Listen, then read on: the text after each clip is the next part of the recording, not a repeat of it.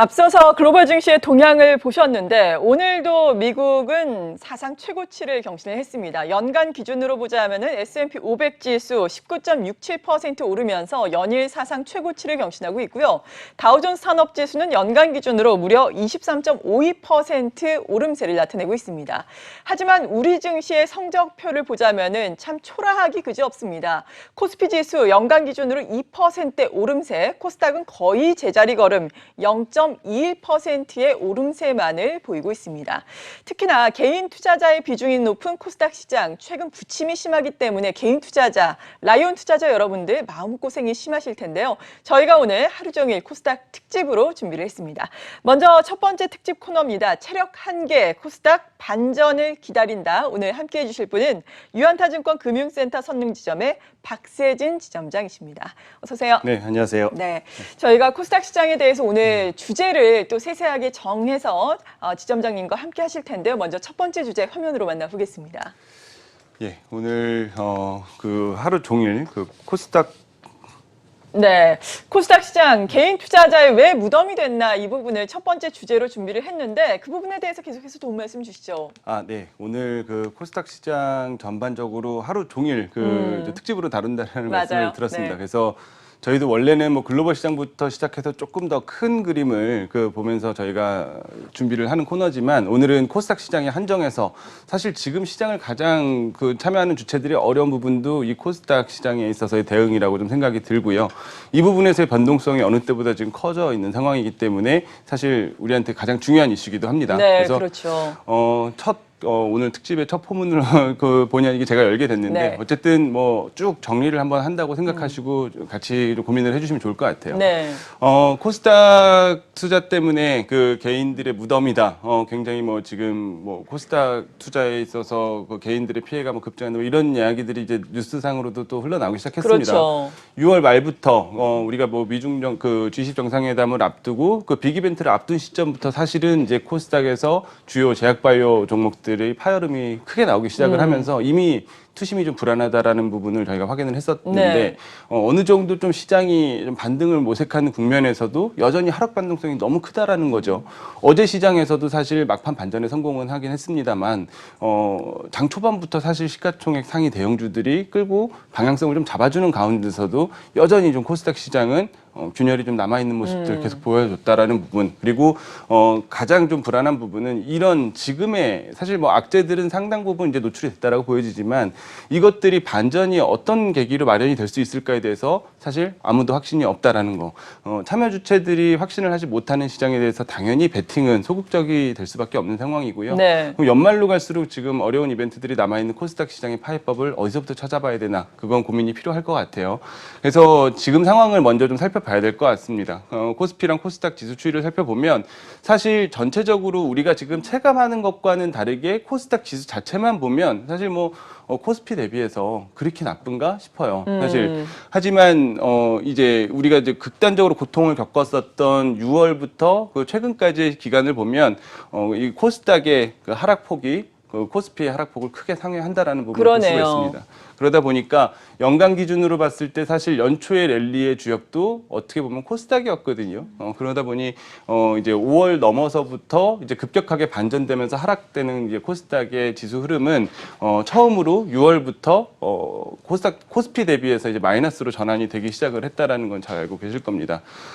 실제로 체감을 조금 더 할 수 있는 세부적인 데이터들을 보죠. 네. 우리가 이제 코스닥 지수라고 하는 부분 사실 요 회색 점선으로 표시된 부분인데 보면은 연초 대비해서 여전히 2%에서 1% 정도의 상승세는 유지하고 있다. 이건 사실 지난주 금요일 기준 자료이기 때문에 조금 시차가 있을 수가 있습니다만 전체적으로 봤을 때 그나마 또 잘 움직이는 쪽들이 있었다라는 거죠. 코스닥 중형주 섹터를 보면은 21.9%가 연초 대비해서 상승을 했다라는 괜찮네요. 겁니다. 그러니까 이런 부분들은 사실 지금 그나마 시장에서 숨을 쉬고 있는 주도 업종들 5G라든지 핀테크 같은 중형주 단에서 좀 만들어내는 부분이고요. 가장 문제는 이 부분이죠. 지금 파란색 선으로 음영이 크게 표시되어 있는 코스닥 150 지수. 네. 사실 대부분의 개인 투자자들이 2015년도부터 이제 코스닥 투자에 대한 비중을 늘리면서 이 코스닥 150 지수에 상당히 높은 비중으로 대거 편입돼 있는 시총상위 바이오주들 그리고 제약 바이오주들에 대한 투자가 급격하게 진행이 되다 보니까 여기에서 사실은 체감적인 아픔이 더 클 수밖에 없는 상황입니다. 네. 그래서 사실은 코스닥을 대표하라고 만든 지수가 코스닥 150 지수고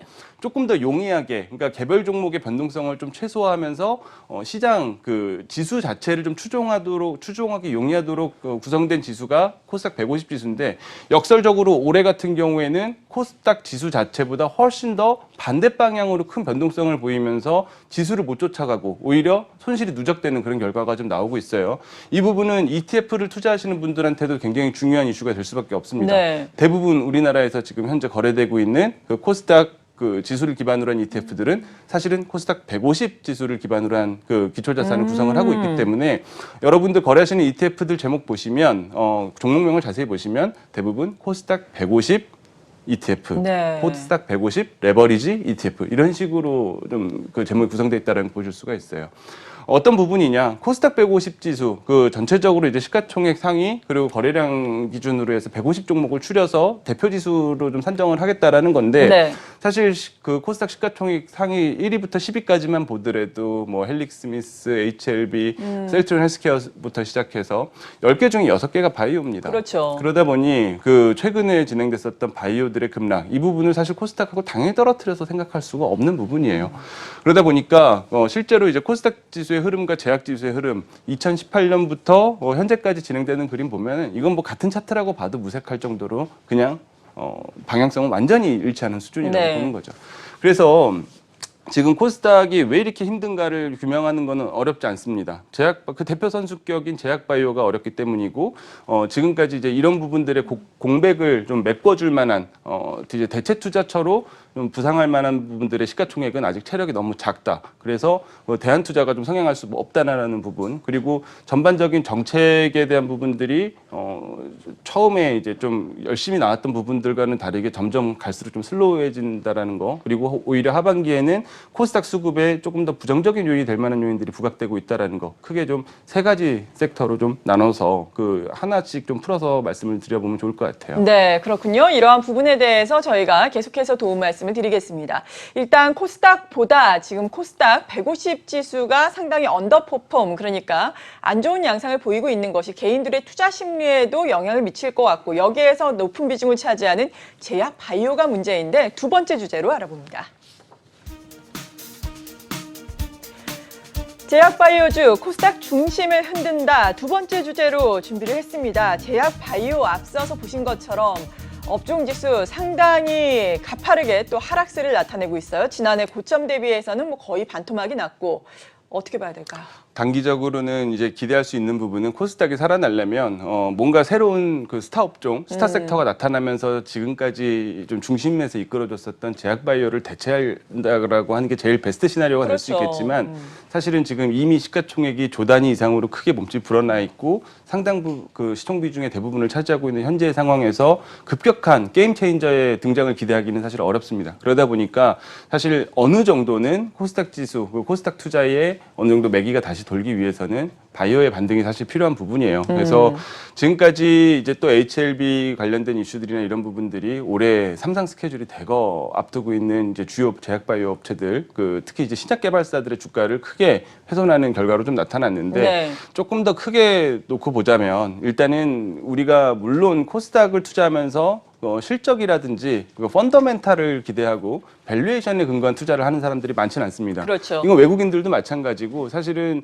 우리랑 몸집이 비교도 안 되지만 나스닥 같은 경우도 사실 밸류에이션 기준으로는 S&P 500이나 다우산업지수보다 훨씬 더 전통적으로 높아왔어요. 그래서 뭐 이익이 급감한다 이런 부분들이 사실 하락의 전제가 될 수는 없는 부분이지만 사실 지나고 나서 보면 설명력과 반전의 계기는 또 모멘텀을 제공해 줄 수 있다라고 생각을 하고요. 네. 그러다 보니까 우리가 올해 그토록 그 전년 대비해서 최악의 영업이익 급감을 보일 것이다라고 보는 코스피가 연간 기준으로 지금 이제 28% 정도의 이익 급감, 이익에 대한 추정치가 하향되는 흐름까지 왔는데 사실 건강관리 섹터의 영업이익을 쭉 보다 보면 추정치 변화는 우리가 그토록 지금 두려워하는 코스피 전체의 영업이익 하향 추정치보다도 더 크게 내려앉아 있었던 게 사실입니다. 네. 그러다 보니까 올해 이제 1분기와 2분기에 대거 그 주요 제약바이오 업체들의 그 실적 관련된 부분들이 사실은 가장 좀 문제라고 보여지는 전년 대비한 코스피의 영업이익 하락률보다도 더 크게 좀 전개가 되다 보니까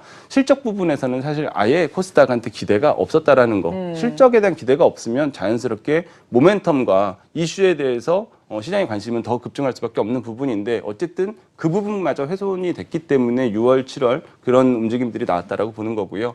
하지만 이제 반전의 계기 자체가 이제 올해 2분기를 저점으로 해서 그 코스피보다는 건강관리 업종의 영업이익 전망치가 상향되는 흐름들은 조금씩 나온다. 네. 그러다 보면 여기서 이제 격차가 다시 좀 벌어지고 어느 정도 시장 전체보다는 그래도 이익 훼손의 폭이 적다라는 걸 시장이 다시 재확인하는 시점에서는 코스닥에 대해서도 약간의 그 단기적인 저가 매수의 관점은 분명히 또 기관 투자자 입장이나 외국인 투자자 입장에서는 불러일으킬 수 있다라고 좀 보여지고요. 네, 다행스러운 부분이네요. 예, 그리고 가장 이게 중요한 부분이겠죠. 그 바이오 기업들 우리가 사실 2015년도에 그 한미의 처음 그 대규모 기술 수출을 이유로 대부분의 제약바이오 업체들이 그 신약 개발에 몰두하고 그 신약 개발의 파이프라인이라든지 전임상 스케줄에 따라서 주가가 희비를 겪는 모습들을 사실은 지금 근 4년 동안 보고 있었다라는 그렇죠. 겁니다. 그러다 보니까 이제 결국에는 임상이라는 건 어느 단계에서는 이제 그 유의미성 그리고 신약 개발의 가능성에 대해서 종지부를 찍는 그 성적표를 받아보게 되는 상황에 직면을 하게 되고요. 그게 임상 3상 종료 시점이 되게 되겠죠. 이번에 리보세나티비 그 임상에 대해서 좀 좋은 결과를 얻지 못했다라는 결과가 나오자마자 사실 HLB 주가가 반응을 했던 것처럼 네. 수년간 끌고 왔었던 모멘텀이 이제 성적표로 눈앞에 돌아오는 시기가 도래를 했다라는 겁니다. 그것도 시가총액 상위를 포진하고 있는 대부분의 제약바이오 업체들이요. 신라젠과 헬릭스미스, 메지온이 사실은 그 아주 이제 7월부터 8월 그리고 조금 수정된 스케줄 따라서도 봤을 때도 늦어도 9월까지는 임상 3상에 대한 결과가 좀 나올 수밖에 없는 그런 상황입니다. 네. 그러다 보니까 이 HLB의 공포가 좀 다른 그 신약 개발사들한테도 제한될까라는 두려움은 사실 당연히 가질 수밖에 없고 이 신약 개발에 대한 부분들, 그 임상 성공 여부에 대한 부분들은 사실은 엄밀히 따지면 거래소 규정상 공시 의무 대상이 아니거든요. 그러다 보니까 HLB 같은 경우에도 개인 투자자들이 사실 미처 준비를 할 수 없고 어느 정도 좀 이렇게 뉴스를 통해서 접하다 보니까 이제 급격한 변동성이 출현한다라는 네. 부분은 사실 좀 제도적인 약점인 부분도 있습니다. 그러다 보니까 신라젠과 헬릭스미스, 메지온 그 나머지 그 주요 신약 개발사들의 임상 결과에 대한 부분들도 시장에서는 확인을 하고 대응하자라는 뒤로 매수를 밀어넣는 심리가 좀 강해질 수밖에 없었던 것이 사실이고요. 그렇죠. 또 한 가지 이런 부분들도 생각을 해봐야 돼요. 우리가 그 올해 연초에 그 또 캐캐묵은 바이오를 성장 섹터로 끌고 와서 연초에 글로벌 증시의 전반적인 반등을 우리 시장은 사실은 바이오 중심으로 꾸리려고 했었던 움직임이 강했었다라는 겁니다. 어디에 그 원인이 있었냐? 그 연초에 대거 그 몰려 있었던 그 미국과 유럽의 그 의학 학회 스케줄 때문이었어요. 네. 뭐 아스코라든지 JP모건 바이오 컨퍼런스 같은 경우에는 투자자분들도 그 해당 시기에 그 관련 모멘텀을 이제 스케줄로 두고 많이 그 참고를 해서 매매를 맞아요. 하셨을 거라고 생각을 합니다. 그런데 6월 이후에 학회 일정들을 보면은 7월, 8월이 다 공백이에요. 그러네요. 그러다 보니까 이제 9월 7일부터 열리는 그 세계 폐암 학회를 시작으로 또 9월 달은 6개 학회가 몰려 있는 상황입니다. 유럽 종합학회, 당뇨학회 다 중요한 학회들이고요. 이제 그 신약 개발에 대한 연구 그 개발 과정이라든지 그리고 또 환자들에 대한 임상 결과 등을 의미 있게 그 발표하는 자리가 사실은 그 6월 이후로부터는 좀 소강 상태 접어들고 9월부터 다시 시작된다라는 부분 때문에 많은 투자 시계들이 뒤로 미뤄질 수밖에 없었던 상황인데 거꾸로 생각해 보면 앞서 봤지만 이제 우리가 8월, 9월을 지나고 났을 때는 대부분 신약 개발사들의 3상 결과를 눈으로 확인하는 시점에 맞물려서 네. 또 이런 그 주요 학회들이라는 모멘텀을 좀 맞게 된다라는 부분, 처음으로 보셨던 그 실적 관련된 부분들도 3분기부터는 턴어라운드 하면서 약간의 밸류에이션상 당위성을 좀 제공해 줄 수 있다라는 부분은 그나마 이제 제약바이오 섹터에 대해서 이 가장 어려운 7, 8월을 지나고 났을 때는 조금 긍정적으로 볼 수 있는 요인이 되지 않을까, 좀 그 정도로는 정리할 수 있을 것 같아요. 네, 이러한 부분에 대한 기대감이 좀 현실화가 되기를 기대를 해보겠습니다. 유망한 제약바이오 종목에 대해서는 잠시 후에 알아보도록 하겠고요. 세 번째 주제 화면으로 바로 만나보시죠. 시장 진단, 코스닥 변수, 수급, 세법, 신용으로 준비를 했습니다. 이 부분에 대해서 구체적으로 설명이 필요해 보이는데요. 예, 지금 코스닥 같은 경우가 사실 전통적으로 코스피 대비해서 그 레버리지에 민감할 수밖에 없습니다. 아, 그렇죠. 개인 투자자 비중이 높다 보니까 네. 또 개인 투자자들이 끌어다 쓰는 그 신용잔고라든지 주식담보대출의 그 총량 그런 부분들이 이제 시장이 안 좋을 때는 급격하게 또 매물로 소화되는 과정이 있기도 하고요. 네. 거꾸로 어느 정도 소화된 이후에는 또 이제 곡간이 비어져 있기 때문에 반등 국면에 또 빠르게 채워지면서 속도를 가파르게 만드는 요인이 되기도 한다라는 거죠.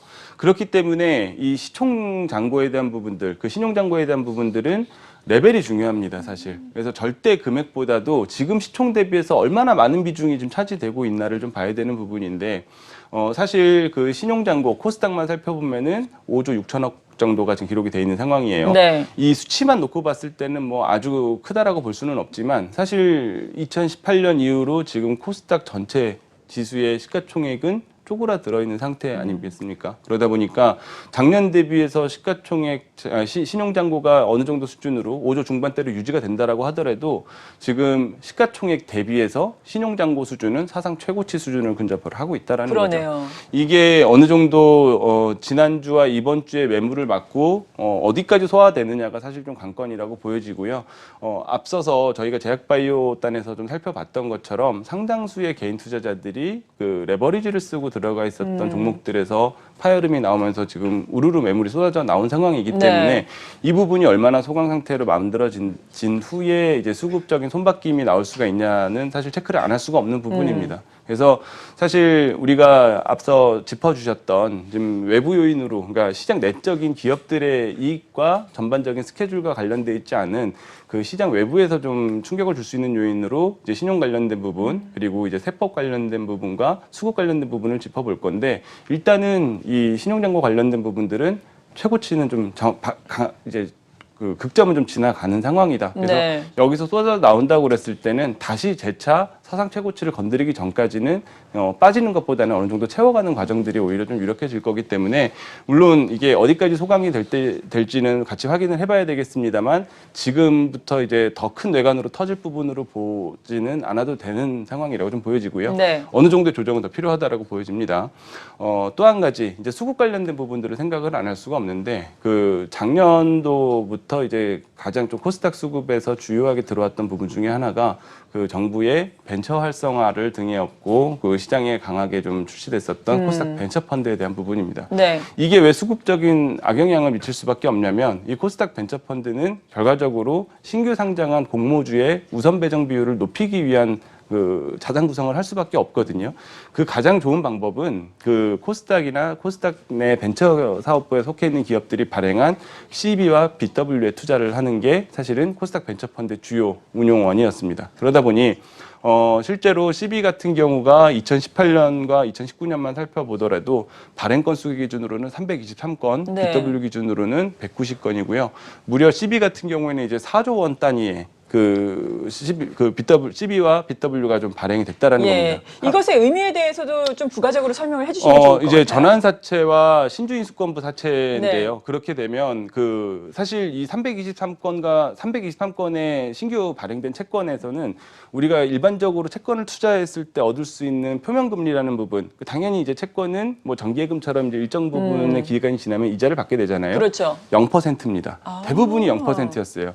실제로 220건 가량이 표면금리 0%의 채권이었고, 그럼 0%의 채권에 도대체 왜 투자를 하냐? 그러니까요.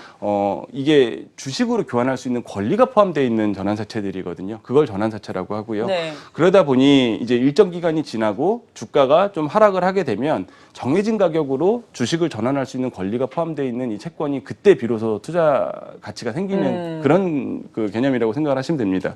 그럼 발행될 땐 좋아요. 기업 네. 입장에서는 0%의 초저금리, 그 초저 비용으로 자금을 조달할 수 있기 때문에 솔직히 취지와 맞게 사실 기업들의 자금 조달 숨통을 틔워줄 수 있는 부분은 맞습니다. 그렇죠. 하지만 이것이 시간이 지나서 1년, 2년이 발행된 지 지나고 시간이 경과하고 나면 주식을 전환할 수 있는 구간에 돌입을 하게 됐을 때는 거꾸로 기존 주주들의 주가 희석 요인으로 다시 튀어나올 수 있다라는 부분. 이게 사실은 올해부터 이제 본격적인 그 전환 시점이 도래가 됐기 때문에 올해 하반기에 앞서 이제 신용잔고와 다르게 뒤쪽에도 남아있는 악재 요인이라고 보는 거죠. 네. 이런 부분들이 또 어디서 주로 발행이 됐냐. 지금 앞서서 우리가 코스닥 150 지수 대거 포함이 돼 있는 제약바이오 업종에서도 사실 상당 부분 이 시비들이 발행이 됐다라는 거. 하반기에도 수급적인 측면에서 좀 눌릴 수 있다라는 거는 투자자 여러분들도 잘 기억을 하셔야 될 것 같습니다. 네. 자료들이 많아요. 그 시비 발행 총액이 시가총액 대비해서 과도한 기업들에 대한 리스트는 뭐 포털 사이트에서도 그 전환사채라든지 그 코스닥 벤처펀드에 대한 부분들을 검색을 해보시면은 찾아볼 수 있으니까 그런 부분도 한번 리스트업을 해보시는 것도 좋을 것 같고요. 또 한 가지 또 이건 악순환을 만들어내는 하나의 수급 중에 하나인데 네. 코스닥 150 ETF 정말 많이 코스닥을 대표하면서 투자자들이 개인 투자자들이 특히 쉽게 투자하는 부분입니다. 하지만 너무 많이 투자가 몰려있기 때문에 지금은 오히려 악순환을 만들고 있다는 부분이고요. 어떻게 악순환을 만드냐. 코스닥이 불안할 것 같다. 코스닥 150 ETF 레버리지 보유분을 매도해야지 하고 시장에 내놓는 순간 그 코스닥 150 레버리지 ETF들이 보유하고 있는 구성된 종목들의 매도도 함께 나오게 되는 그런 결과를 만들게 되고 네. 그러다 보면 다시 또 코스닥 150 지수 떨어지고 또 보유하고 있는 코스닥 150 지수 기반으로 한 ETF들 가치는 또 떨어지고 이게 좀 반복이 되는데 개인들은 사실은 시장에 민감하기 때문에 어느 정도 계속해서 좀 털어낼 수 있는 여력이 있다라고 보지만 이 2017년 이후로 은행에서 급격하게 판매됐었던 약 그 1조 5천억 가량의 지금 ETF 잔고들은 사실 이 부분이 의미 있게 좀 빠지는 모습이 나와야 어느 정도 손바뀜을 좀 기대할 수 있을 것 같다. 그래서 150 지수에 대해서는 유리한 국면은 은행에서 보유하고 있는 은행에서 고객들한테 세일즈한 요 코스닥 150 ETF들이 얼마만큼의 손바뀜을 어떤 비클로 또 전환이 되는가를 확인을 하는 것이 중요하다고 좀 보여집니다. 네, 녹록치만은 않은 상황인 것 같은데 그렇다면은 이런 가운데 어떤 종목군들 그래도 봐야 할지 알아보겠습니다. 다음 주제 만나보시죠. 네, 시장 진단 코스닥 종목 옥석을 가려라라고 저희가 또 주제 제목을 가려봤는데요. 그나마 코스닥 시장 내에서 앞서서 중형주가 좀 선전을 하고 있다라고 평가를 해주셨어요. 옥석 가리기를 좀 자세하게 해볼까요? 맞습니다. 옥석을 안 가려야 될 때는 없으니까. 근데 예. 가장 어려운 부분이 또 코스닥 시장에서 옥석을 가려내는 맞아요. 부분이죠. 숫자가 잘 안 보이기 때문입니다.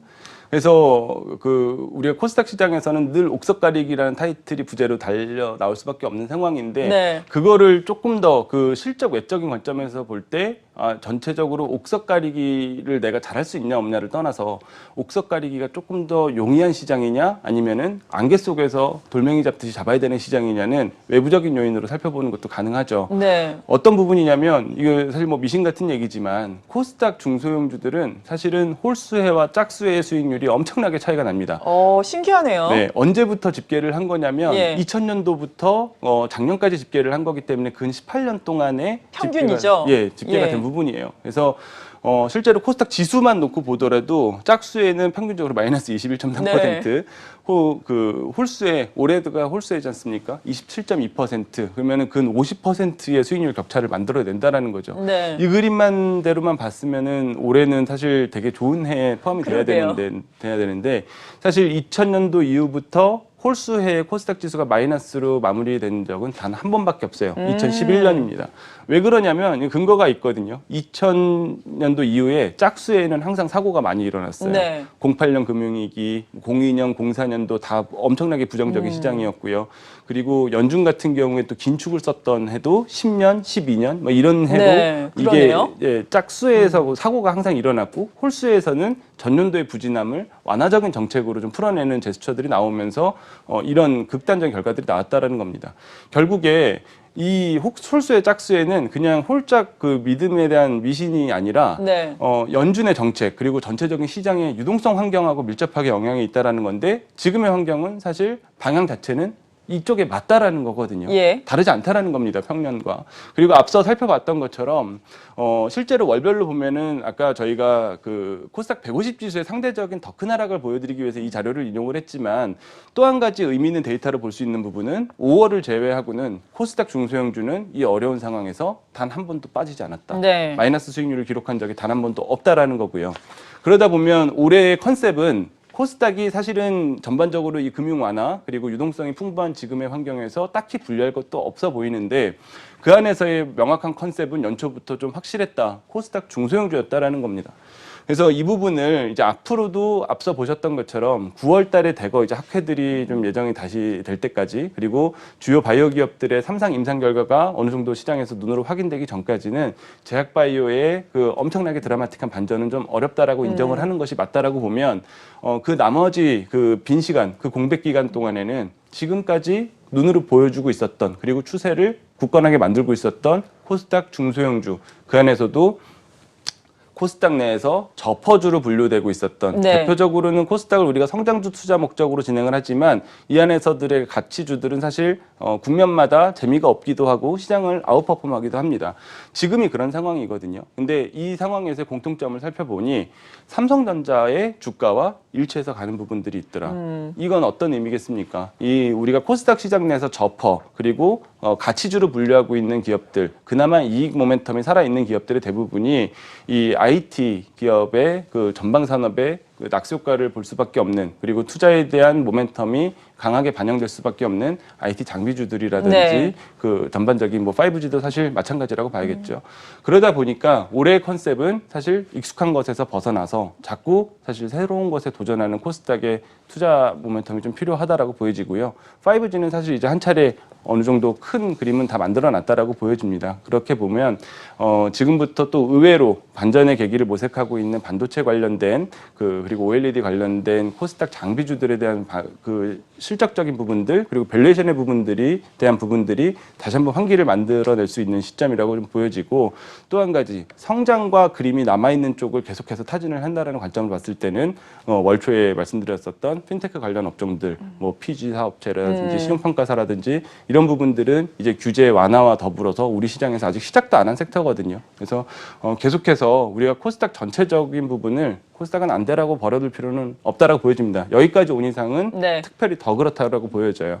그래서 좀 어느 정도 옥석 가리기라고 얘기하면 너무 구태의연할 수 있지만 또 먹고 살 길을 코스닥 내에서 찾아보고 그 안에서 또 그 투자 순위를 또 재정비하는 과정들은 투자자들한테 반드시 필요한 그 과정으로 지금의 코스닥 시장에서 필요하다고 보여집니다. 네, 그렇다면 이들 종목군 내에서 우리가 유망하게 볼 수 있는 구체적인 종목은 어떤 것인지 계속해서 이어지는 코너에서 도움 말씀드리겠습니다. 코스닥 특집 오늘 첫 번째 순서 체력 한계 코스닥 반전을 기다린다. 유한타증권 금융센터 선지점의 박세진 지점장과 함께했는데요. 이 같은 내용 또 강연회로 준비를 하셨다고요? 네, 하필 또 어려운 시점에서 그 직접 투자자분들 만나 뵙고 좀 오픈된 공간에서 말씀을 나눌 수 있는 기회가 좀 마련이 됐습니다. 네. 그래서 내일 뭐 진행을 하게 되고요. 여의도 금융투자협회 불소홀에서 많은 투자자분들과 오랜만에 그 오프라인에서 무료 강연회를 통해서 좀 만나 뵙게 됐습니다. 그래서 내일 2시부터 그 불소홀 강연회가 시작이 되니까 많은 참석 부탁드릴게요. 네, 기대를 하겠습니다. 오늘도 도움 말씀 감사합니다. 감사합니다.